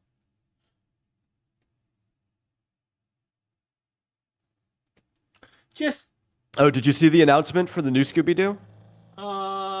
maybe, I'm not sure. Yeah, they dropped it. It's going to be on Tubi, I think. And it is called Yokoso Scooby Doo. WB is what's it called, producing it, obviously, because they're the owners of Scooby Doo. But it's going to be animated by OLM, which is a Japanese studio. Okay, Which I so think is that Oriental Light Media, or I forget what OLM stands for. I was probably close to it. Light and Magic. It was Oriental Light and Magic. It's a Japanese animation studio. So a lot of people are inherently calling it anime, though I don't know if that is appropriate just because it's being made by a Japanese studio. At least for my definition, if you're not Yeah. using it in Japanese, which means all animation, period, if you're using it in English, the target demographic, like the reason you're making the show, needs to be for Japan. Because we've had a lot of shows animated by Japanese studios that were made for America historically. Most of Thundercats was made by Japanese studio. So it could be in a gray area. It could be like where Scott Pilgrim's Takeoff was, where it was made entirely by a Japanese studio, but it was still produced by Americans.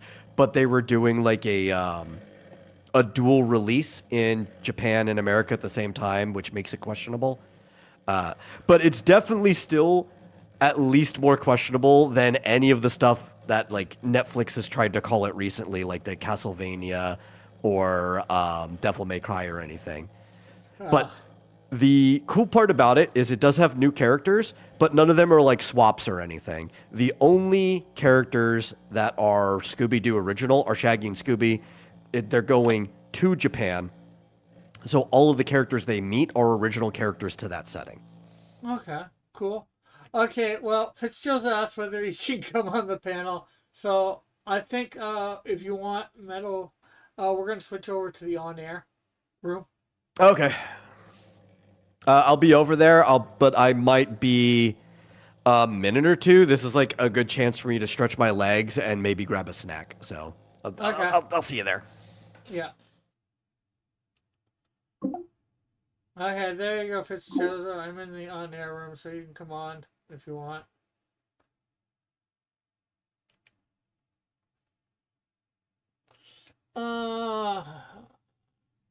Phil for Pup says, I grew up on Fox Kids and Kids WB, 90s kid, yeah. Well, I was born in the 70s, so I got some early 70s, so I got some 70s cartoons and 60s cartoons, technically, because there wasn't as many cartoons as there is nowadays back then, in my opinion. Or it wasn't as easy to get them all, in my opinion. But also, I grew up 80s, so.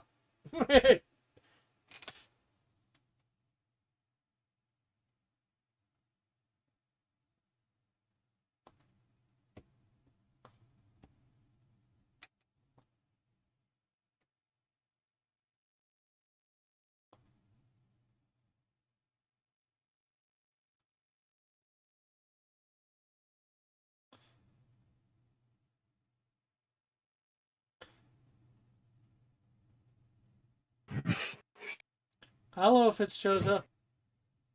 Hi Rick.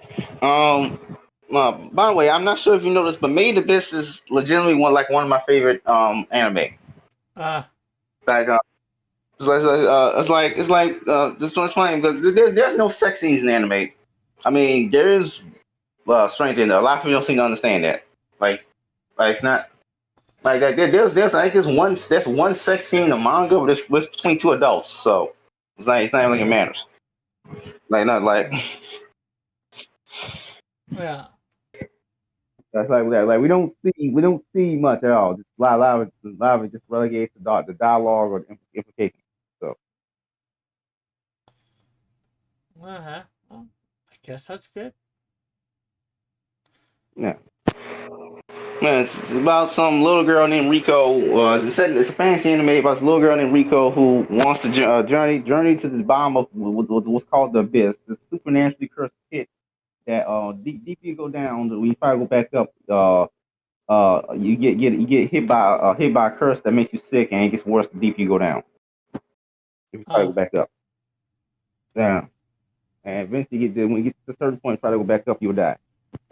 Um, and there's a bunch, and so the entire ecosystem down there with a bunch of different wildlife creatures that can use the supernatural effect of the abyss for supernatural abilities. It was a very yeah, and then and she teams up with this little cyborg boy named Reg, who and then they go down. They try to go down to the bottom's abyss. Okay. Because we think she might meet her mom for the first time down there. Okay.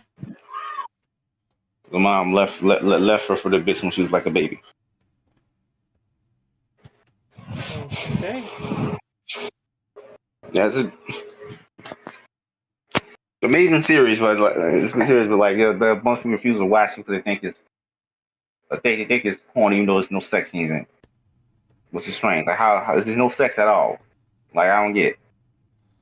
Well, seeing as how I don't know nothing about it, I can't really comment. Like there's no sex scenes at all. Like so how's it porn? But there's one sex scene, one panel from the manga, but even then it was two adults. Like it doesn't involve children. So I don't get it. Well, The main characters are children, but yeah. I will say one scene does not make it porn, but whether it doesn't matter whether it's adults or not, because most corn is with adults. I know, but it's like people think it's child exploitation material. Except we never see children having sex at all. I mean, we do see children get killed a lot. We get killed a lot by monsters and stuff, but we never actually see children having sex. So Yeah, well, like I said, I don't know nothing about it, so I can't comment a lot. And probably at that point, it's also probably not the best thing to be talking about here either. So especially since I don't know what the heck I'm talking about. It'd be a very one-sided conversation.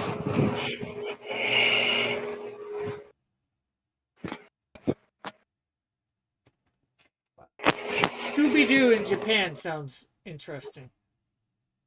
I have no interest in it. Well, yeah.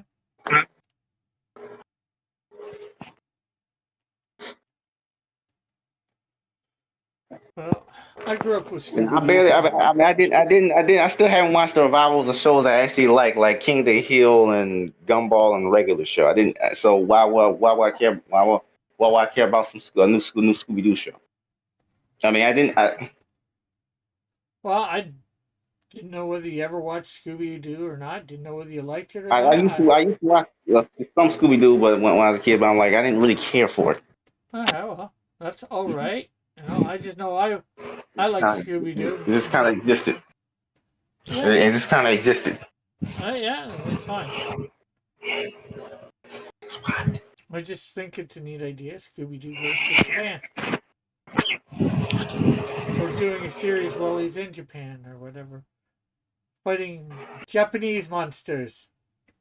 Like Oni and yokai and all that crazy stuff. I assume. Yeah, I guess so. I just heard about it through Metal, so. And it's.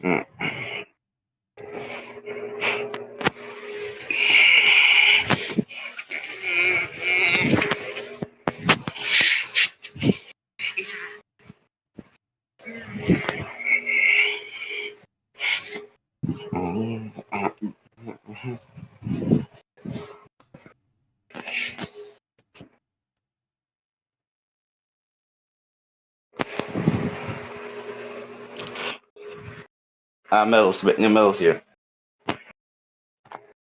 Okay, so I found out while I went to just go get a snack, which ended up being more than a snack. It ended up me reheating an entire bowl of spaghetti. That I forgot I was doing laundry, so that was like a really good time for me to get up and change my load over. Well, I guess that's good. So, what else do you know about this Scooby-Doo series? Scooby-Doo Goes to Japan. Metal, or do you know anything more besides? I've seen Nope, that's it. That's all we know. I think I remember seeing a Scooby Doo anime thing when I was a kid where they had some magic samurai sword. Forgot. So I'm pretty sure they've been there before. Yeah, they have. There was like a Mm. made-for-TV movie or whatever, but this is going to be an actual series. And that's it. That's all we know. There was a Variety article about it, and I think most other people are just copying what was in the Variety article from a press release they gave them, where it's being made by OLM, and it is Shaggy and Scooby are going to be having an adventure in Japan, where it seems like most of the time where the series focus on Shaggy and Scooby, the monsters are probably going to be real, right? It's I going to know, be I more know. aligned I with just, like whenever 13 whenever Ghosts. this focus on Shaggy and Scooby, the monsters is probably going to be. I know it. It's not going to be some dude in a suit. But no. But there was But a black dude with a very modern haircut driving the van, and some Japanese girl that looked very harakiri, like with pink hair. You know, not quite Gyaru, but like that the other like really fashion focused style that you see wandering around like Shibuya district and stuff. So those are going to be like the two accompanying characters. I don't know if the black guy is from Japan, or maybe they just run into him there. Maybe he's a long-term resident. We just don't know anything about the series other than that they meet the other two characters there. Oh, and they have like a Shiba Inu, so there's going to be another dog. okay. Because, you know, the Shiba Inu is like the dog of Japan that everybody kind of knows of. Okay. Sounds interesting. Definitely, I think worth checking out.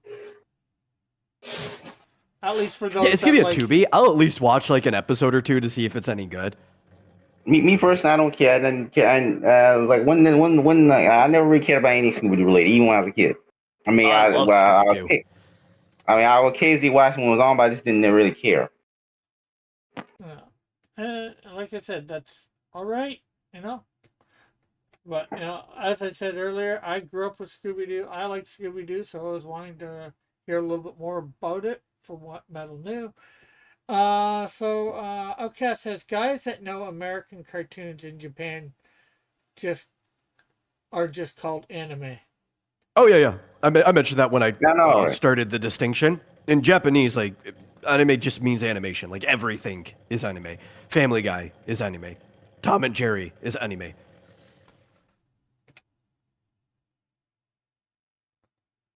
But as a loan word, we do use it specifically to refer to Japanese animation in English. So it depends what context and language you're talking. I just don't care about a lot of these American attempts to Japanify American properties or something. I just don't care. Yeah. Yeah, That's all right. I think it's a smart idea, actually having it done by a Japanese company, though. Because clearly, the American companies are not doing a good enough job at capturing the attention of their target demographic.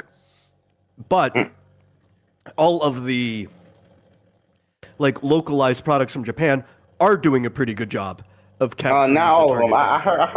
I heard the Rick and Morty anime was bad, but I heard that was bad when that came out. But Yeah, then but I again, mean, you got Scooby that. Doo is being aimed at like 10 to 12-year-olds. The Rick and Morty one is not, right? So I know.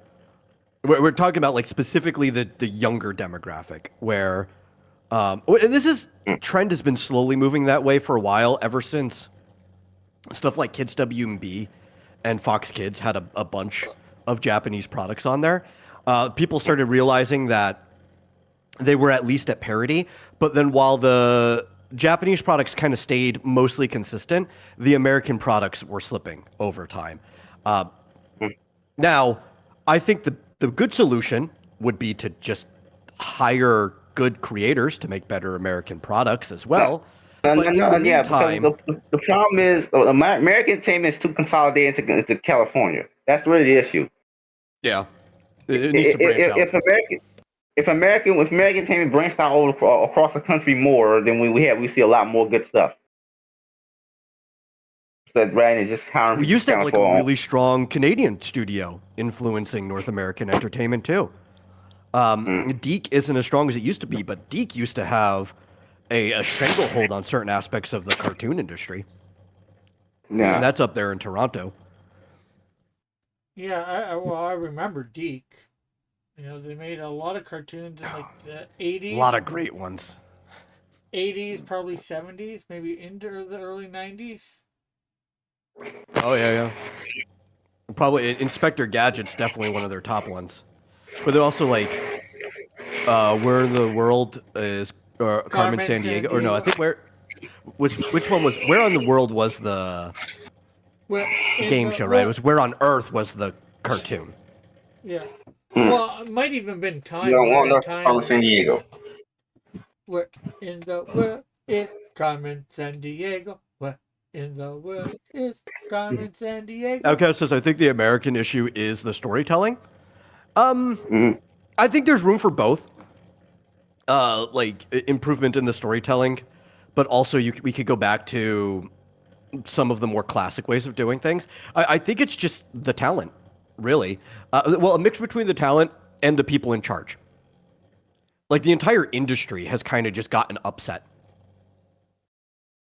It almost needs like a reboot. And I agree with Fizz. If we get some of it out of California, have like some other voices in there, that would be like a soft reboot to the industry, right? We would just get some like different voices going on.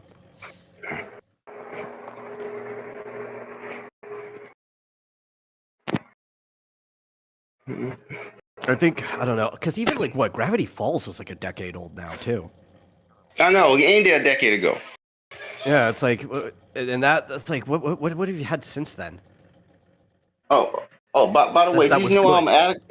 By the way, did you know Alex Hirsch hasn't been able to make a new show after that because he's in contractual jail by Netflix. Basically, he signed Oh, that a doesn't surprise lifetime. me. He signed some kind of extended deal with Netflix to only make shows on Netflix, but they keep canceling his projects, so he can't make anything. That doesn't surprise me at all. Why does not surprise you?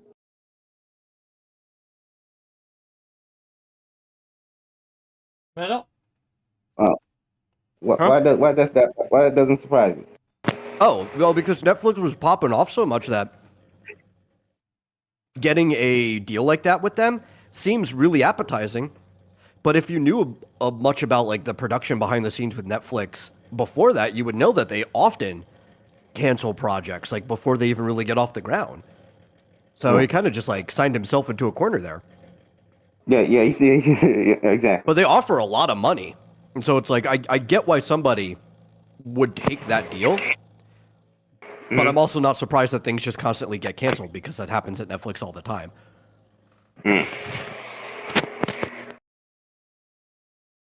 Yeah, but Gravity Falls was a decade ago. So I don't know. Well, what came out of America that's good? That's good. Like I don't know.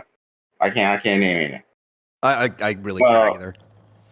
I know the people talking about in terms of European animation. People glaze up Blue Eye Samurai. Even though I personally didn't like it. Like I watched the first 2 or 3 episodes. It was a French show. Outcast says wokeism and political correct issues didn't help either. Yeah, but that's the California issue right there, right? Exactly, that's the California issue, exactly. And technically a New York issue too, but animation hasn't really been in New York for a really long time. That's mostly just like theater and film. TV, there's a lot of TV there, but it's live action TV. There was some animation in Florida for a while, but because Nickelodeon used to split their studios between their Orlando studio and their Burbank studio, but then they moved everything to the Burbank studio because that just kind of became the animation capital. If they moved some of their stuff, both live action and animation, to Florida, you'd probably see a drastic change in things just because of the talent that you can find around the Florida area. That would be such a good move, too.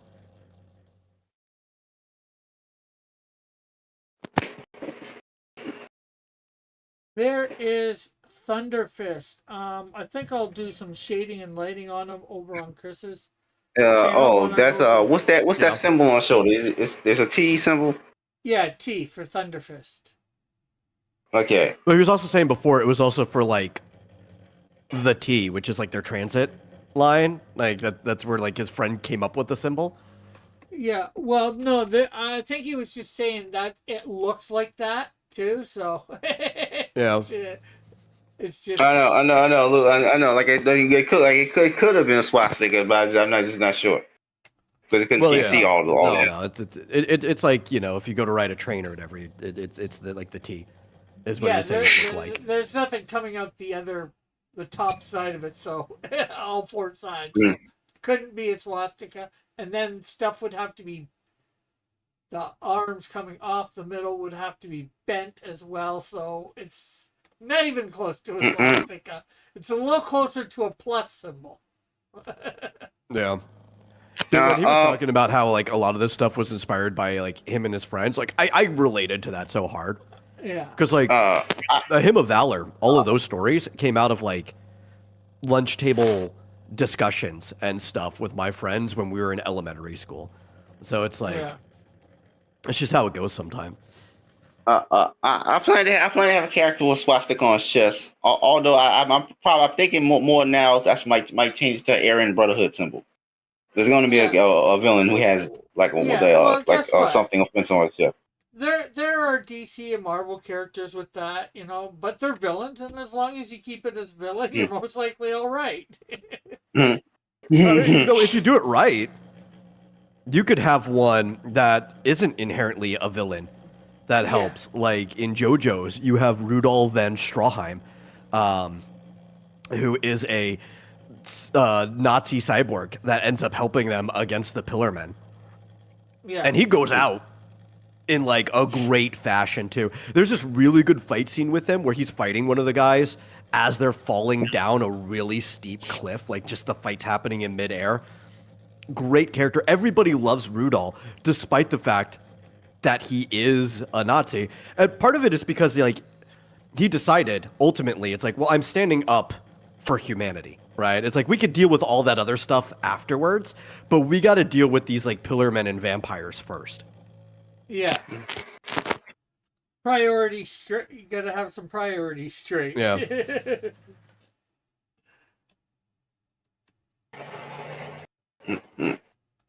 So it really all just depends on how you handle the character. It's a guy with the power to shoot microwaves out of his body. Yeah. Which I have a hard time. I have a hard time explaining that power to other people. They don't seem to understand it. The power he has the power to control microwave. But I mean, it'd just be like the power of controlling any other spectrum of light, except it's just a very specific section of. But they don't know what the light spectrum is. Most people I talk to don't seem to know what the light spectrum is. They don't know. They don't know there's different types of radiation and stuff. They don't know that. Well, heck, I think that's what what's her name did. Firestar. I think it was microwaves for her as well. Let's see. Outcast says, "What if you're doing a Middle Eastern character or Eastern character where the swastika originates from, and it has nothing to do with Nazism?" Yeah, Well, I wouldn't say it originates from. Technically, multiple societies have come to the same symbol independently because it's a very easy symbol to come to. Though, if we're talking about, like, say, Hinduism, it's mirrored. They don't. One goes clockwise, the other goes counterclockwise. I know. I know. It's from here. I know. It's from. I know. You ain't said Middle East. Not from Middle East. It's from India. Well, I think India or China. One of those two countries. It's not from the Middle East. Oh, it depends where you cut it off, right? Because a lot of the Hindu culture used to expand a little bit more Western, right? Like, there's actually still a lot of Hindus in Pakistan, which is probably one of the reasons why it's such a heated area. It used to go further. You could say it did bleed into the Middle East at one point, but it's now kind of restricted mostly to India, the Indian subcontinent. I know some native tribes had a very similar symbol to the swastika. Not so much. Yeah, it's a very easy That- symbol to come Yeah. to. That It's there's like people can't seem to wrap their heads around the fact that both Egyptians and Mesoamericans independently came up with pyramids, and they have to say aliens did it yeah. or something. Yeah. Everybody did. Like even over in Asia along the coast, like in Yeah. India and Thailand and stuff, they also independently came up to pyramids because it's the most stable, tall structure you can build. Yeah. And maybe the thing is, the pyramids came from a little bit somewhere else. You know, like I maybe just shooting a shot here, and I think I've heard it similar from somewhere. Maybe it's from Tower of Babel, and maybe that's what they were doing basically. And you know, everybody since they got dispersed from there Well, tried to do their own version. the thing is, the Tower of Babel is probably a semi-real apocryphal story that was an explanation from the time for the never completed ziggurat of Babylon that you can even find the foundation of today. Which definitely, as a lot of the Jewish people were leaving Babylon and Mesopotamia after the Persians freed them, there was a huge area, like foundation, a couple floors of the ziggurat of Babylon that never got completed, and that was probably them using that as part of an explanation. Mm. You could visit it if you want. Like most of the foundation's still there. Yeah. Well, that probably is where the Tower of Babel was. That makes sense to me, but Yeah. I wouldn't. I would say it because the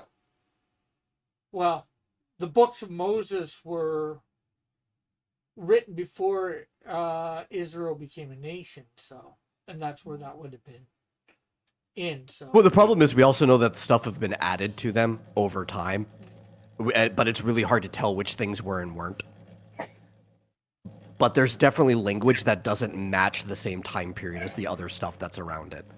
And Outcast says, I think the pyramids came before the flood. Yeah, there's definitely that thought as well. But at that, it is 9:02. It's been the 2 hours, and I want to get over to Heroshack. So hopefully you guys I don't blame you. Come over there. And we'll catch you all later. Thanks, Fitzchozo and Metal, for coming on. Fitzchozo, anything you would like to promote? No. Okay. No. Metal, anything you'd like to promote? Just xdynamischaos.com. I'll share the link. Where's the boop? If it'll go in there. There we go. Okay. So I'm going over to Heroshack, people. I'm probably going to try and finish this up on there, the shading and the lighting. And also, tomorrow night we will be on Star Wars is the topic. So, for the Silhouette game. So, be there. We'll catch you all later. Have a great night. God bless. How many Silhouette games you got left? I'm not sure at the moment. We did 52 last season, so we're on, I think, 17 or 18 right now. So if we do keep with the same thing, probably got another 30 plus. Well, Okay. And then give a month or two in between. Okay, later, everybody. God bless. Catch you later. Love you all.